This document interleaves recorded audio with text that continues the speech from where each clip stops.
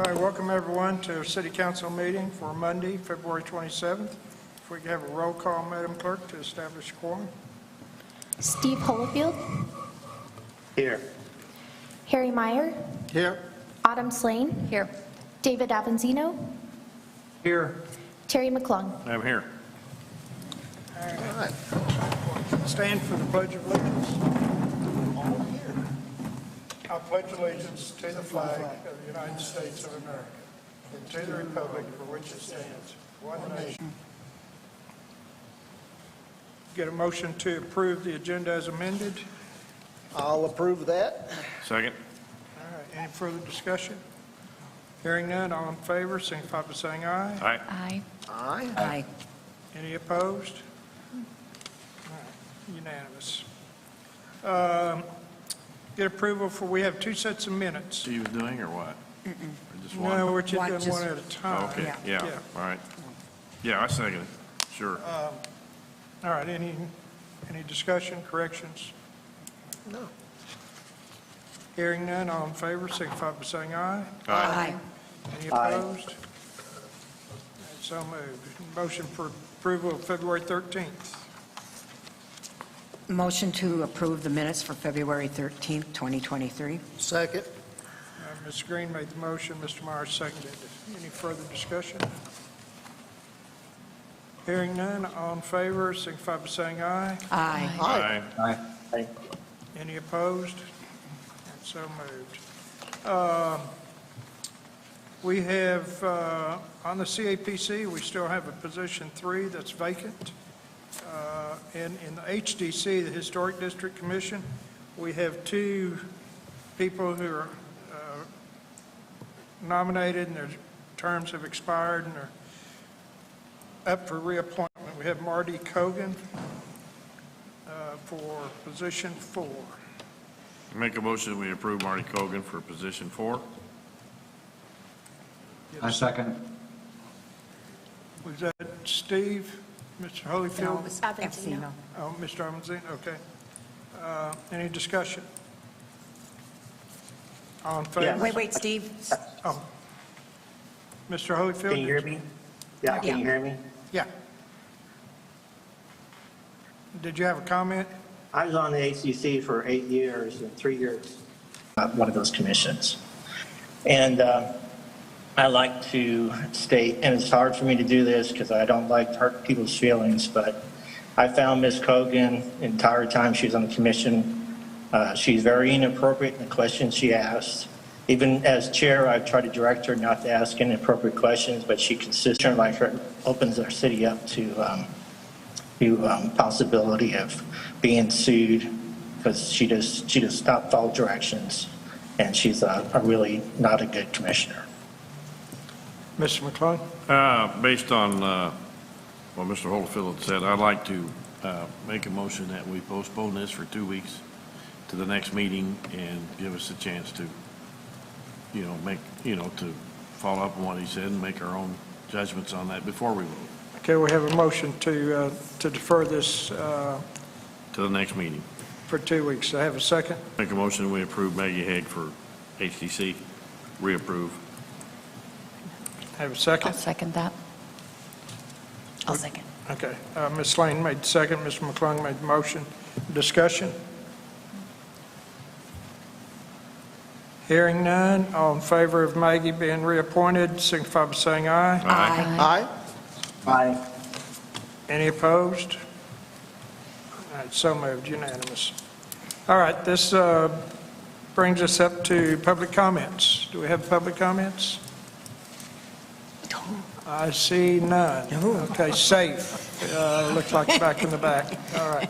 All right, well, we will now go into our unfinished business, which we have none, and our new business. For their tourism board, which is not the same thing as city council, but it certainly is something to consider when our budget is so large.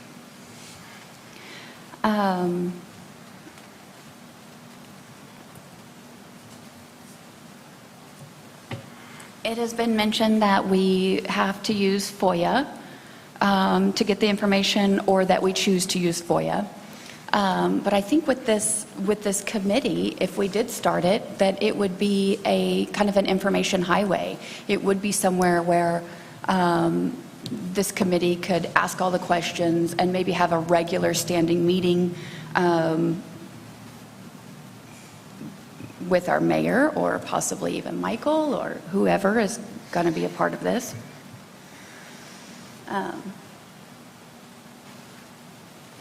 Just last year, we were requested.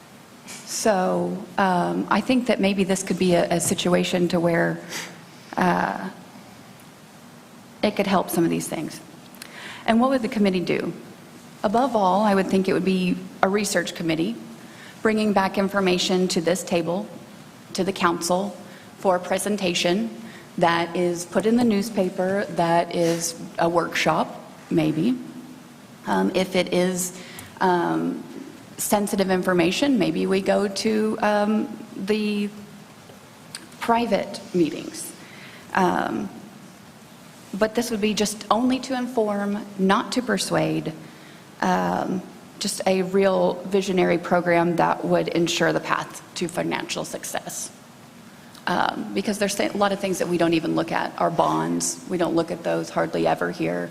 And then with, the new people. Well, not quite even that long ago, but the accounting package that we had, the program that we had, that every month when we got a financial report, every one of us got a stack of papers that thick. That's how, I think Lonnie was even hired yet. No, he wasn't then. But anyway, it was, to get, because it was so encumbersome and so horribly hard to follow. We have come so far from then to now, and now with Michael moving in as the financial director, I see nothing but great things happening. I think we're in a whole lot better shape budgetary-wise as far as assimilating the budget, because each budget head has to do that, with their own department. They do that, prepare it, and present it to the mayor. They have their meetings every month, and go over it. The city's making money. I think we're spending it right. We just got a pile of problems that we are eventually going to have to address. But we're slowly chipping away, and I'm proud of the bonds, getting them paid off early. So I'm for just, if you want to add some time to our budget meeting, that's great. Mr. Avanzino? Yes, sir. Yes. So quick question. Would it be possible to have what is provided to us at the meetings as far as budget and accounting, would it be possible to have those sent ahead of time? Get all the numbers in and make sure everything's in, and then we get that to you so that we can go over it the first meeting or when our budget meeting is, that first meeting in February. We can get those out to you earlier. We can get them emailed to you. We can get emailed to you anything you want. That's kind of the purpose of having that budget meeting, is to, we try to answer any questions that you have, and I try to do it, I don't really like to just pull answers out of the air. So like if you have a question that I don't know, then I really try to go back and research it and get you the answer and then follow up on our next budget meeting. So that's kind of the whole purpose of having the budget meeting, but we really don't have any questions during the budget meetings. So if you have some questions that you want answered, then I'd be more than happy to answer them during the budget meeting. Does that answer your question, Mr. Avanzino? It does. I guess what I was asking is to get that information, I would say 4 days in advance, so that when we do come to budget committee, we have our questions prepared instead of... To email me questions. You can all have my email address, and you can email me questions, and then I could bring those to the budget meeting, and we could go over them at the budget meeting in public. But you can email me those questions that you have, and I'd be more than happy to get you the backup on it. Let me throw this out there. Then I make a motion that we move the budget meeting to the second meeting of the month, and are provided the printout that we get on the first meeting of the month. I'll second that. Why not? And that starts when? That would start. It's next month. Start Well, next month. this next month, Yeah. I would think. Well, we'll have, the next meeting, we'll have our budget meeting, so I'll try to get those to you like a week before that budget meeting. And then, well, no, if we change it, it would be We're the end of changing the month. it, Yeah, so you that got- would be you got fine. it. I can You get yes, it to us perfect. then, Yes, the I'll hand next them to you meeting, next and we'll Monday. have the budget And you meeting the don't need second to meeting of worry the month. about Yeah. hovering over it. You can have time to do Yeah, that. yeah. Because it is pretty extensive. So we can start it next month. Yeah, we could move our budget meeting from the 1st to the 2nd, yeah. Yes, And I- Mr. Avanzino. Yeah, I just wanted to ask Ms. Slane if this would be a compromise to what she is asking for. I think absolutely. I don't want any of these things to seem as if I'm pointing the finger, because I think Michael has done an absolutely amazing job. I don't want this to look like he's not giving us any information. I just am saying that there has been times over this past few years that we have been blindsided at this table and we didn't know what was going on. And then we're pretty much forced to make a decision right then and there. What I was hoping to do in this committee is to dive a little deeper into the things that we would want to look at. You know, for instance, just here recently, we had a situation with the city employees' salaries that, you know, I was blindsided. Somebody at this table brought it up. We talked about it, and it was an issue that could have been resolved before it hit us and before it was an issue with our people. That's just one situation. There are several other situations that for instance, the water, that are glooming a little bit over, that we haven't even talked about. But this would certainly be a step towards getting more questions at this table during the workshop, and I do appreciate that. Mr. Myers? You know, the code states that the council sets by ordinance the number of employees the city has. Now, we've not done It that. says that number of police, doesn't say number of employees citywide. Yeah, It talks about the police, employees in each department. not, Just the police area. I looked you at set it the today. budget for that. We set how that's being spent. We come before you each October, November, when we start the preparation of the budgets. But anyway, the council doesn't go in and decide that you need 6 employees for public works. We come up with the budget. No, but we do have to set the number by ordinance. We do. That's what it says. We're, Do you mean the salary? Do you mean the salary? no, Or Let me see if I can dig it out of here. we're talking about the budget meeting right now. I mean, I'm not, Well, number of employees has a lot to do with the budget, doesn't it? well, and that's where the budget, that's, every year, Well, the departments come up okay. and they submit a budget. There's a big And then they chunk give a of budget change. to, There's a big Mr. chunk of Myers, change Mr. for the Myers, police just- department's employees, but we don't know how many people are working at the police department. Mr. Does Meyer, that you're trying to change? micromanage the police department. No. And you're trying to I'm not. micromanage We're the trying departments. we're trying to establish who we're employing and where that money goes to. Mr. Meyer, we have every year in November and December, we give you the budget for all the departments. At that time, we can have the department heads come in and justify what they're asking for and what I'm giving you. If you don't agree with those and you want to cut their salary employees back, the budget, then you have that opportunity. I'm not saying anything about cutting anything. All I'm I'm just- saying is the council is empowered, and it's our job to set the number of employees. I disagree with that. Okay, I But can't let's find it go, here. we're going on My to, we're getting connection into a is not different working argument very right now. fast here, We're getting but into something else. I'll at this bring it point. to the next meeting. All right, we're talking about establishing the budget committee. One other comment about the budget and kind of what the mayor is alluding to. When we start our budgeting process, I reach out to them and I say to the department heads, okay, here is your budget for last year. Here's what you have spent so far this year. Here's where you're at on the budget. Here's your employees. We look at employees. We look at salaries. We look at all that kind of stuff. I send it to them. I have them send it back to me.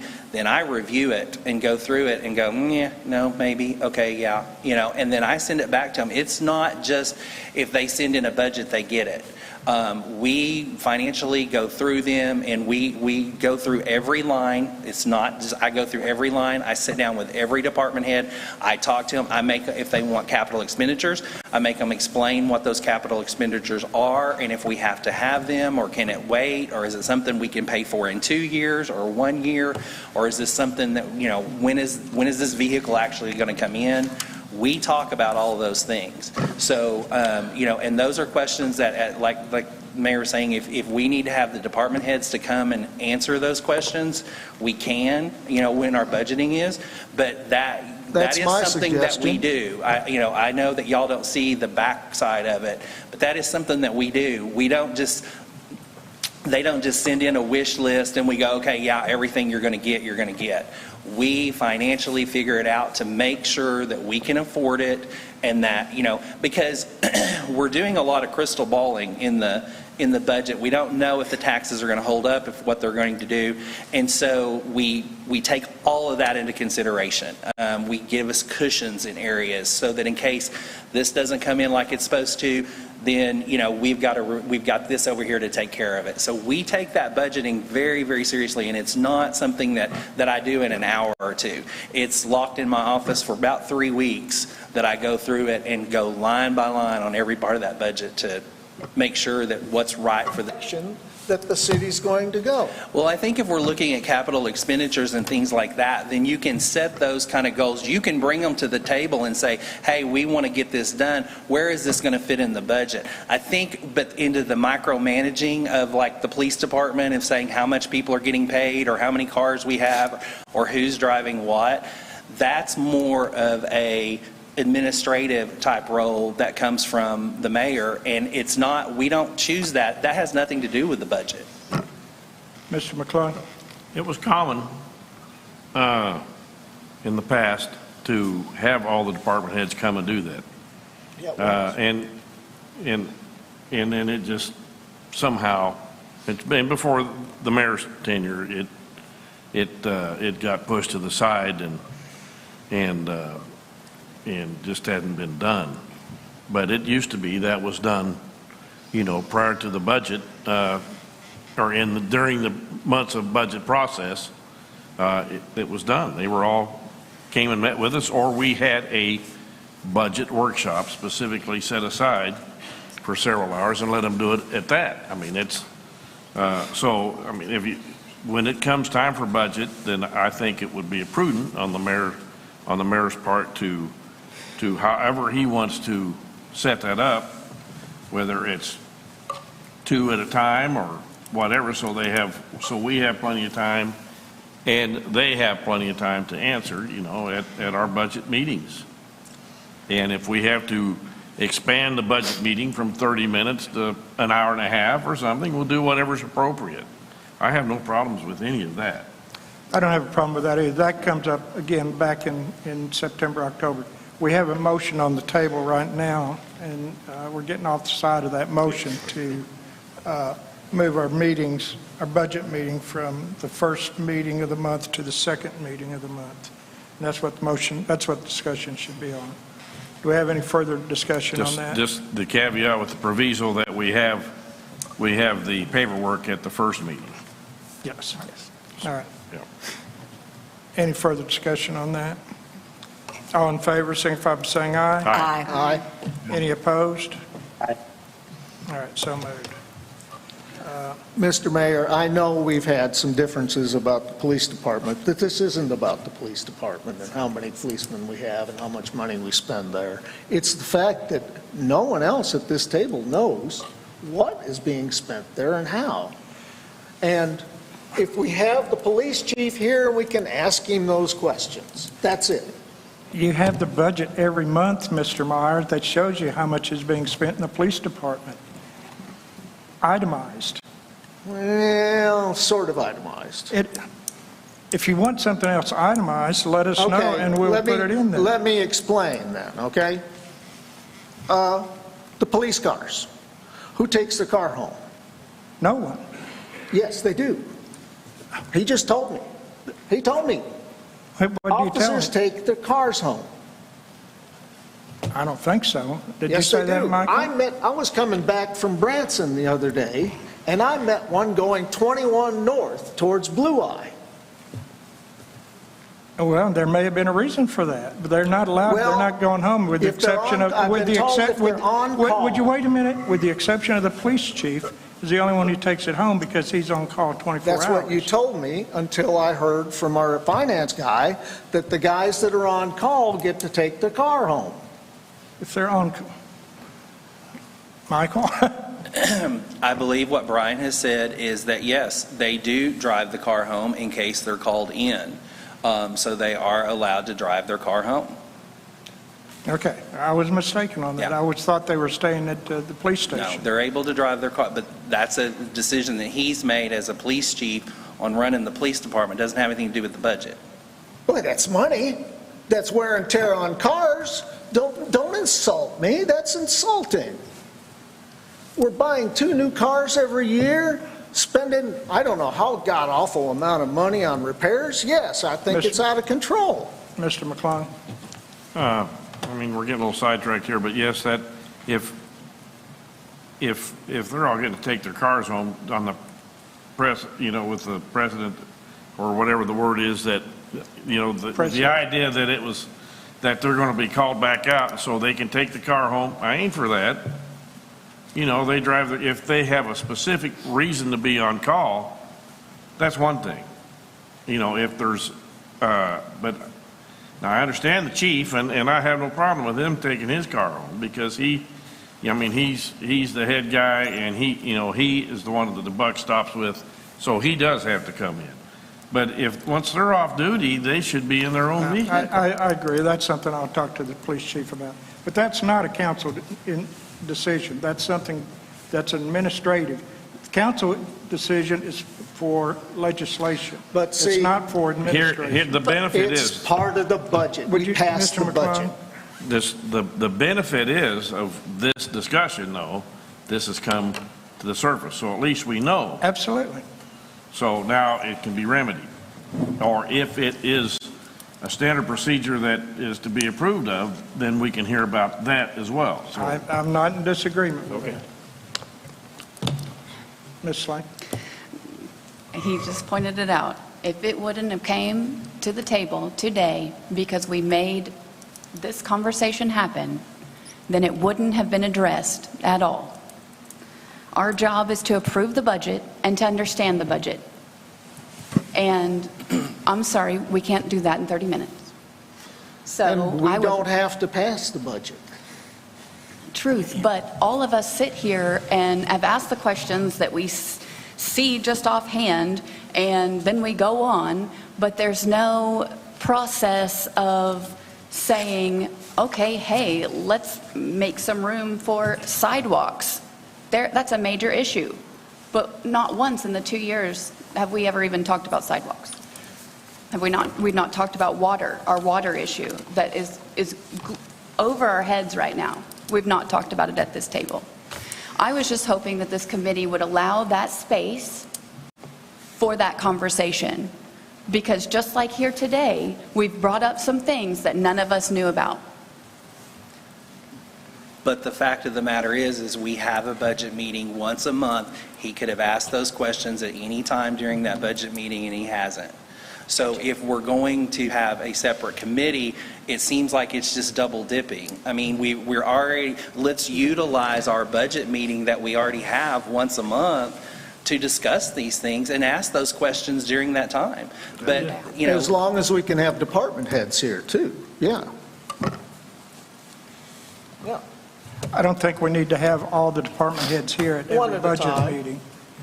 If we have specific information, and I've never said that the department heads couldn't come, if we have a problem and you have a discussion about their budget, well, I'm always welcome to bring them in. That's not a problem. Mr. McClung? I think that needs to be, when we get to the budget preparation again for this next year, I think that should be. Perhaps mid-year adjustment. It needs to be an absolute. We need to do I agree, I absolutely agree, Mr. McClung. Ms. Green? I have a question for Michael. Yes, ma'am. Michael, are our department heads under budget or over budget? We keep them under budget. If we have something that comes to where we're going to be going over budget, then that is brought in for our mid-year budget adjustments. And that's usually just things that have happened weird or something that's come in. But we do that. We can move line items around as far as like if, say, we budgeted $5,000 for medical supplies at the ambulance and they ended up didn't need it and they needed it. Can't go over budget in any department. I mean, line items can be moved around as long as the whole department doesn't go over It's a living the document. budget. And that's why we do our cleanup budget at the end of the year, Yeah, which we'll that's be what I thought. bringing that shows exactly where we ended up. So, we do the first of the year budget, we do the mid-year budget adjustments, then we do the year-end budget cleanup, and then we do the budget meetings once a month for 12 months. All right, any further discussion? You have a motion? We didn't vote. All right. We got to vote. Huh? Oh, we did? We did. Yeah, we already voted. All right. Well, this comes up, item number 2, under new business, discussion of the A&P taxes and business license. Mr. Avanzino, did you get your questions answered on that? I did, and I should have brought this up during the agenda approval, but we'll handle it all through the CAPC. All right, so that will be taken off. All right. That brings us up to our next item of business and moving to the basement. Mr. McClung? Motion to discuss. Second. I'm ready. What else you want to know? You got your back Is the bedroll with you? Is the basement ready? No. Well, the basement's ready, but we have, I don't know if Ron's back there or not. Ron's back there. Yeah. We still have audio, video that's not hooked up down there, and that needs to be hooked up. Although we don't have to have that at this point, I think the CAPC discussed that, and I think there was a lot of residents who were upset over it not being videoed, Over what not being videoed? the CAPC meetings. They haven't been? No, there's no They video are, but if they move downstairs. downstairs, Well, but Ron has, it's to be there. they can't do that at this point in time.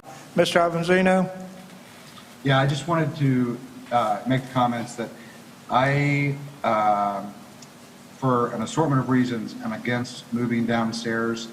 I think that the transparency that's provided by us being on stage in front of our constituents at a distance, being videotaped and audio taped is very important to our residents. And I, for one, think that we should remain where we are as long as the temperature's not so cold. Mr. Holyfield? Just for clarification, the CAPC briefly discussed not videotaping, but no decision was made. There's no vote on that. And I did have a concerned citizen saying that they thought when we moved to the basement, there would be no recording for any council or commission. And I corrected her saying that's not true, right? I'm sorry, I didn't hear your question. He wanted, When we move to the basement, we'll still be video and audio taped. Absolutely. yeah. We have audio, we can tape it. It may not be live at this point, but it would be taped. Yeah, Mr. But McClung? eventually, would it? But the goal in the future is it'll be taped live, just like the meetings are now, right? Ron Yeah. has input. Right, right. Ron, Okay. you're our resident expert there. We can't do audio and video in the basement. We'll have to run a couple lines down and it'll stream from up here and run it from up here, but the camera will be down there. We'll have full audio, video monitoring up here and run the stream up here for the short term. For the longer term, the city will need to invest in a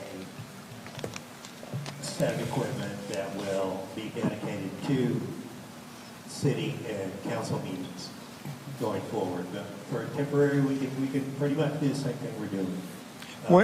When would that be able to be done? My concern is that we've had some maintenance that's been pending for this stage area for probably 2 or 3 years that we really need to attend to before the season. That's going to happen in April, starting the 1st of April. We need to go.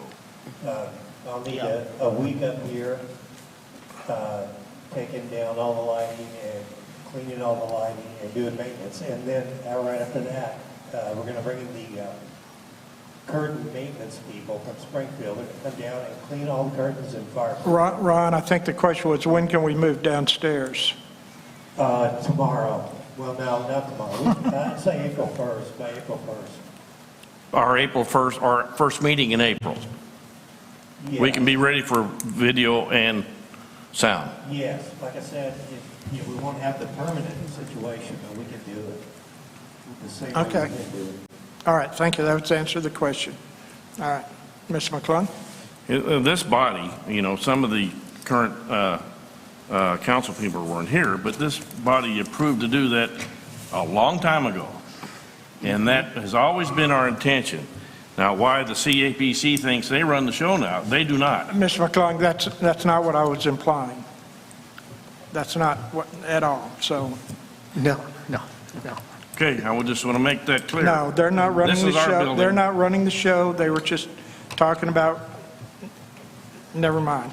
There was a miscommunication about when they were going to be able to audio and video downstairs. And that was just from what the CAPC was saying. If it can be ready by April 1st, then I'm ready for a motion. If that's what you want to I make. make a motion that we move our meetings to the basement, the first meeting in April. Second. All right. Discussion? All right. Hearing none. All those in favor of moving the meetings, council meetings? Do you want council meetings or all meetings? I think All the meetings, we need to get out of here. Yeah. Okay. This is overkill. Yeah. All meetings And to the basement. just so David knows, there will be plenty of seating down there for the public. Oh, I'm sure there will be. The chairs. All right. Yeah. So there's motion's been made by Mr. McClung, second by Ms. Green, to move all meetings, city meetings, to the basement by April 1st. Any further discussion? Hearing none, all in favor, signify by saying aye. Aye. Aye. Aye. Any opposed?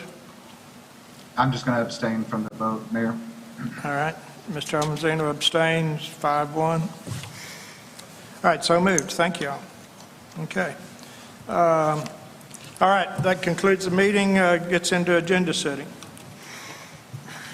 Have anything at this point? Hearing none, we're city council comments. Ms. Green, we'll start on your side. Okay. I'd like to bring up tonight, there is a bill that will be going into the House called 197. And what it would do is it would take restrictions off short-term lodging, which is tourist lodging in the residential areas. And the people of this town fought very hard that they want their neighborhoods and they did not want any more lodging there. So I'm going to encourage the citizens of this town to get a hold of your representatives, your senators, because this law will not only hurt the businesses that are here, it will hurt our neighborhoods, it will depreciate property values on commercial property. It's not a good thing. And it will take housing away from people that want to move here or even people that want something to rent. All right. Ms. Lane? On behalf of the business community, Valentine's Day was awesome. At least it was for us. Hoping it was for everybody else. Spring is springing, so that's nice. We're getting a little busier now, so it's great. Thank you. Mr. Myers? Well, I think I've already said a lot. See you next meeting. Mr. McClung?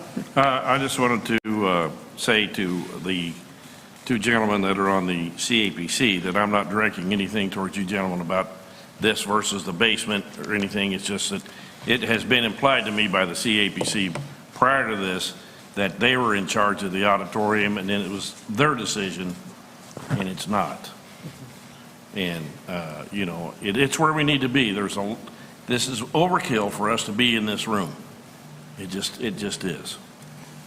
And so that's why I'm pretty adamant about getting down to the basement and moving forward. Other than that, I'm a happy camper. Mr. Holyfield? You want to tell us a little bit what's going on down there? Hello from El Dorado. We're in a conference here on tourism, the governor's state conference on tourism. We spent the whole day in workshops and different, lots of information, different booths and stuff. I'm learning a lot, and it's very interesting information. So I like to say I agree with Terry that we need to move down to the basement, and as far as I know, CAPC doesn't have any jurisdiction over making that decision. I don't think they care. Mr. Avanzino? Yes, I just, first of all, wanted to echo Ms. Green's comments about HB 197. Unfortunately, I do believe that it's going to pass for Eureka because we have a huge housing problem, and allowing things like this to come into our city is only going to make it worse.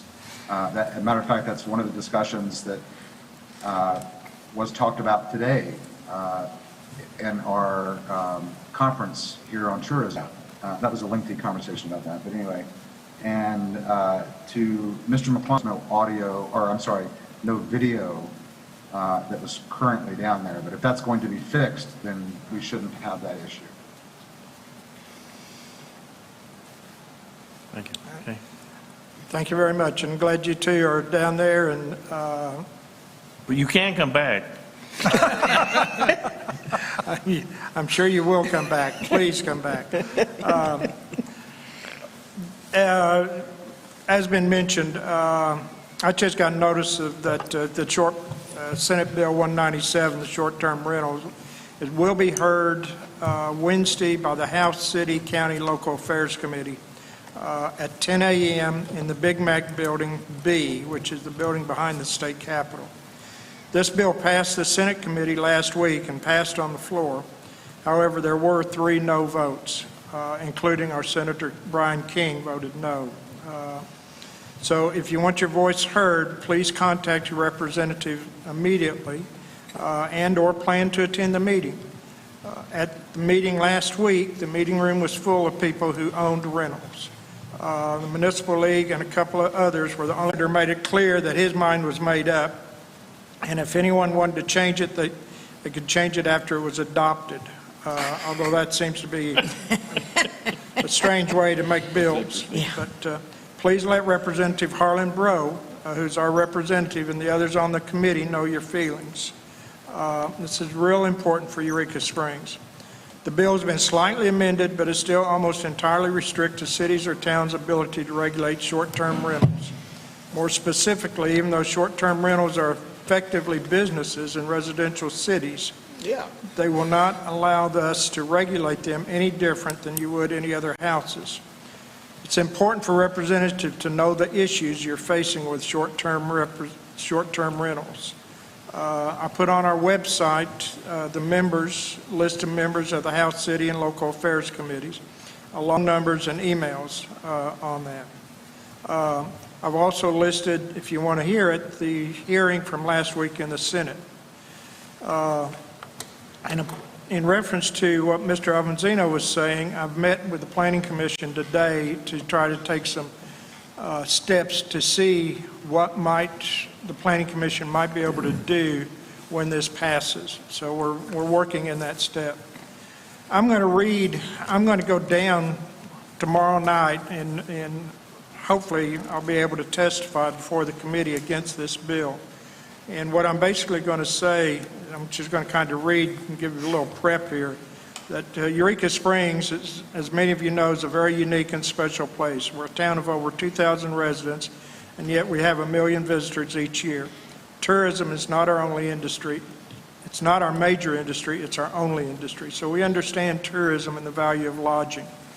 Many who testified last time talked about the value of tourism and how important it was to their community, Bella Vista.